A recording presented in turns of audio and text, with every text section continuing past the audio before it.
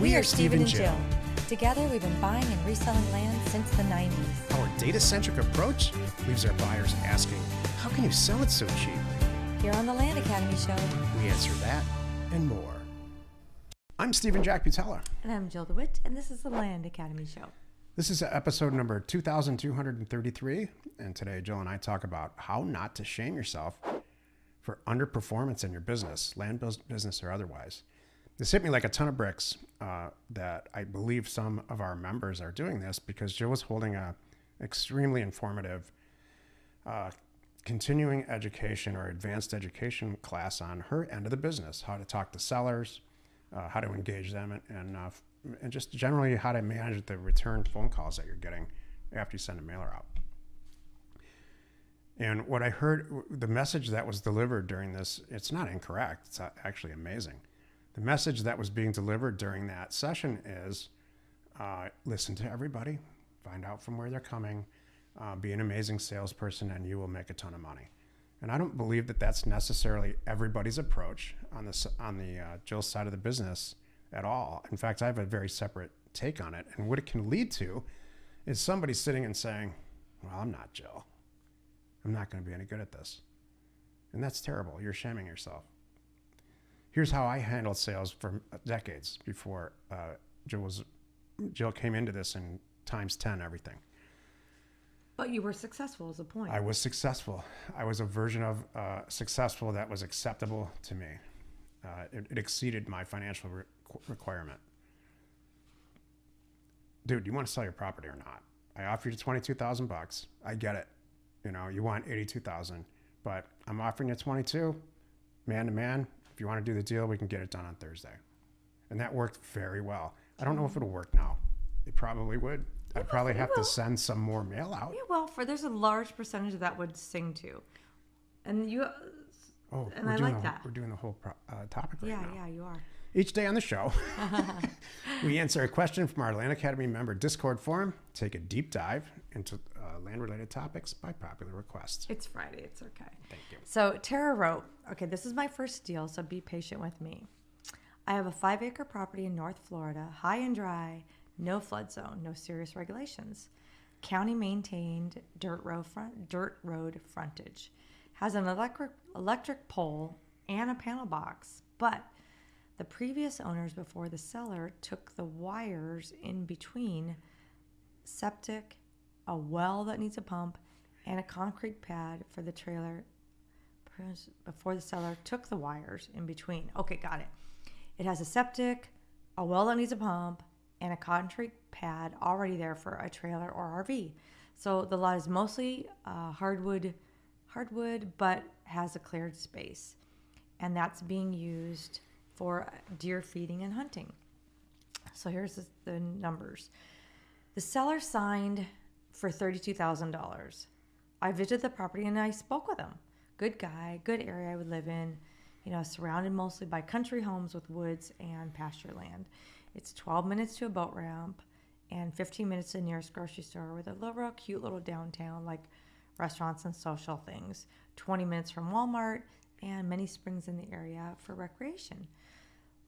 Lots in this area are going for, with identical size, within a mile or so, between $45,000 and $62,000. Remember, it's signed for $32,000 to sell or to buy for $32,000. Right now, things are selling between $45,000 and $62,000 based on comps of the last 12 months, and some that are active right now, currently for sale. None of which have any utilities. Is anyone open to giving any feedback? I'm sure that Teller's saying, am I spending too much money? To which I say, yes, go. If you think you're spending too much money, you are. She has, I think the fact that she put it in here and asking for feedback, she's looking for confirmation that I think I'm spending too much money. If everything goes south, you're going to make 10 grand on this deal. Is that okay with you? Mm-hmm. It's not okay with me. And I think everything could even go more south and not make 10 grand. That's my point too. Even though the current things are $45,000 to $62,000, what if you get in there and find out there's something, or the market changes real quick? All of a sudden, it just kind of everybody pivots. There's another hurricane, everybody leaves. I don't know. I want to have a little more cushion than that 10 grand. How many times have you had this experience? Hey, John, I love this truck. I'm going to come over and take a look at it, but it seems overpriced. So I just wanted to have that conversation before I drive out there and take a look at it. And John's response is this. Oh, you don't understand. This truck is one of a kind. It's amazing. And he starts to justify. It's got a new stereo. The wheels that I put on it are amazing. The tires cost $1,200, to which I'm saying in my head, yeah, pal, that's your problem. Congratulations, but it's overpriced. And so that's, Tara, I'm not picking on you. That's what's going on here. It's got 12 minutes to the boat lock. We've got a poured pad. We've got a septic. And the fact is, it's overpriced. So here's how I like to do real estate deals. I'm very confident I can sell this property if everything goes wrong for $45,000. So to myself more than anybody, I'm willing to pay 15. Mm-hmm. That works. And that's it, seller. And we can close on Thursday. I wouldn't tell them that. I'm not going to tell them the sales number or anything. I just give them the last part. Yeah. Just to clarify, like, I hear you. I know you wanted $32,000. Now I've done a lot more work on this and looked into it a little bit deeper. And I hate to be the bearer of bad news, but my best price is 15. Since we're talking about shame today, and we will in a second here, how many times have you walked into a house? This happens with Jill and I because Jill shops, and Jill's always shopping in neighborhoods that are 4 times what I would shop in if she wasn't around, quality-wise. So you walk into a house. Because you just want acceptable. Correct. And I would have said, you use that term loosely. By the way. Acceptable to you. I married up. Jill married down. Oh, by thanks. The way. My life is better because of her, and she knows that I know that, but it doesn't stop me from complaining about it. All the time. So you walk into some highfalutin house, it's $600,000 more than it should be. And we know that because we're in this business, and Jill even knows that. And so the beehive hairdo real estate agent, I say, this is $600,000 more than the house that sold next door. Oh, well, you don't understand. Hey, little low-life person with denim and hey, lumberjack. I'm not. What she's saying is, I'm not sure you should even be walking through this house at all. You don't fit in. You don't understand. Come with me. I'll show you why it's $600,000. See these faucets? These are Moeller faucets. Do you know what Moeller is, sir? You don't want to be in that environment.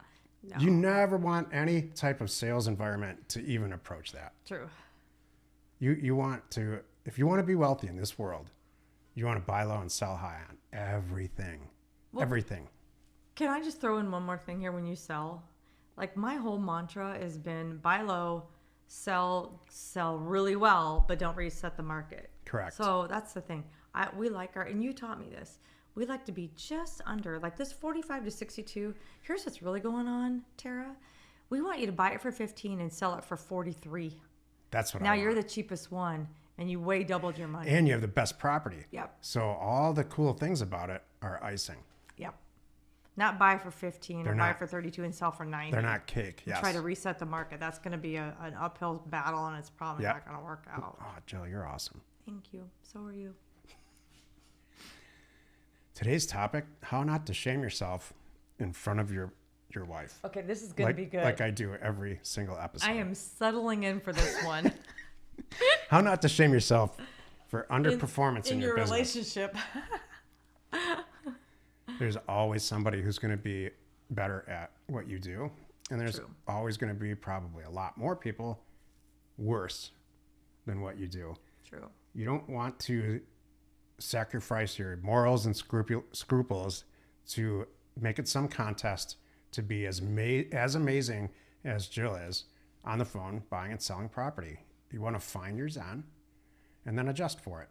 So if I were a brand new Land Academy member and I attended an education and a continuing education class where Jill has 10 or 15 slides explaining how she creates real estate deals once people call back from a mailer, and how step by step how she does it. What she's really saying is Jill's a corporate salesperson her entire career, long before we ever met each other, and she was in real estate full time. And so it's in her soul. It's like it's in her tissue about how to talk to sellers. I see it all the time in and out of our businesses. You might say to yourself and shame yourself, I can't do that, and I'm never going to learn how to do that. I'm not a corporate salesperson. I work at XYZ right now, and I'm trying to make $10,000 or $15,000 extra a month so I can leave. I'm not Joe. This sucks. I suck.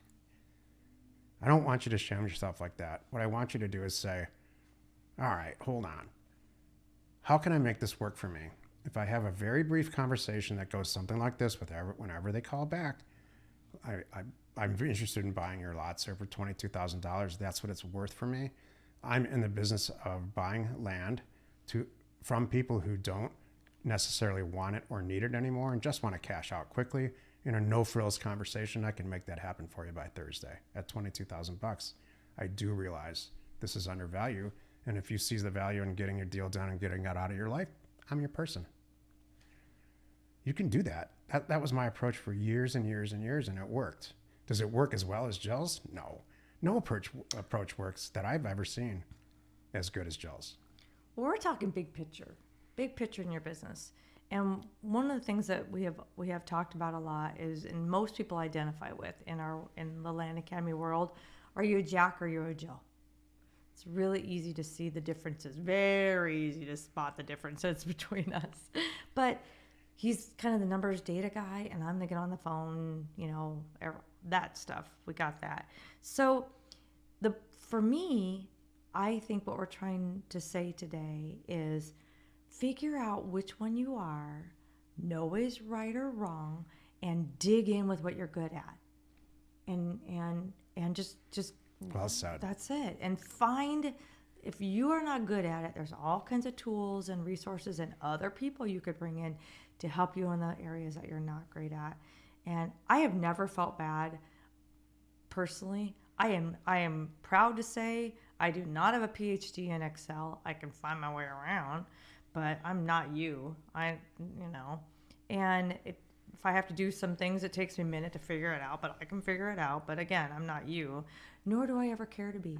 I don't feel bad. I am not embarrassed or anything because I'm not as zippy as you in Excel. So good. It doesn't matter. It doesn't matter. So if you don't have that, you shouldn't feel like, oh, I can never do this. Watch Jack. Because I you know what, that's the thing too. I watch people go, how do I get fast like Jack? Watch the functions he's doing and the formulas he's making. Oh my God, I got to get to that point. No, you don't. So what? What is your special talent? Maybe your special talent is one thing like raising capital. Yes. There's nothing wrong with that. That's a great example. That's great. I'm the worst capital raiser on this planet. So there's all kinds and I don't care. You know what Jack does, you know what I do, and there's 10 other parts of this business that you could be expert at. So all you have to do is figure out what it is and then be very loud about it. And I'm sure, there's 500 people in Land Academy right now today. There's a good number of people of that 500 who would love to have your talent in their business if you're looking to partner up. It's there. So don't shame yourself about it. That's my point. And the real problem is that we're all raised this way. We're raised to have a 4.0 grade point average when we graduate from high school. And the fact is, I can get an A in a math class in 10 seconds, but it's going to take a lot more effort and energy in other subjects for me to do that. And that's the way the world is. You're good at some stuff. You're not good at, you have interest over here. You don't have interest over here. But we're only really rewarded for perfection, which is silly. That's stupid. It sets yourself up to fail. Now it's not even a 4.0. Your minimum is like a 4.5 or something. Really? Jill and I are Generation X. The generation before us, the boomers and the what do they call it? The in-between, the nothing generation or something. They had it worse. Yeah. They were really expected to be perfect. And so our parents, I don't know what your situation is like, came down on them. Like they came to, why don't you get a 4.0? It's ridiculous. You're not trying hard enough. Yeah. That's so silly. I didn't have that. Yeah, because you got A's. Well, I wasn't a 4.0. I was like a 3.85. I was like 3.2, 3.4. Okay. And I exited high school feeling like a dunce. You know why? Because I didn't care about some stuff. It didn't matter. I did fine. I don't We were care. shamed. And I'm not complaining. Sorry. No, but look. Sorry. We're still stop. undoing that. No, we're not. Jeez. Just kidding. Look, I mean, everything turned out. And the second I got out of high school and got into college, I realized, oh my God, those people are geniuses. I'm probably not a genius, but I'm not as like these people. These people are. I don't know where the world's going here. Everybody figured it out when they came up with the A student, B student, C student. So you're fine. Look, I'm saying all this because I don't want, if you're shaming yourself and lining yourself up next to Grant Cardone, that's just, if I stood next to Grant Cardone, I'm not going to get, that's what he does. That's what he expects out of himself. I expect out of myself what's happening. That's good. Join us next week for more interesting land and house investment content. You are not alone in your real estate ambition. We're Jack and Jill. Information And inspiration to buy undervalued property. We hope you found our content valuable and we appreciate your support. If you have not already, please check out our channel and hit the subscribe button. And your comments and suggestions help us to create the content you're here for. Hitting the like button helps to support our channel's algorithm and gauge your interest for future shows.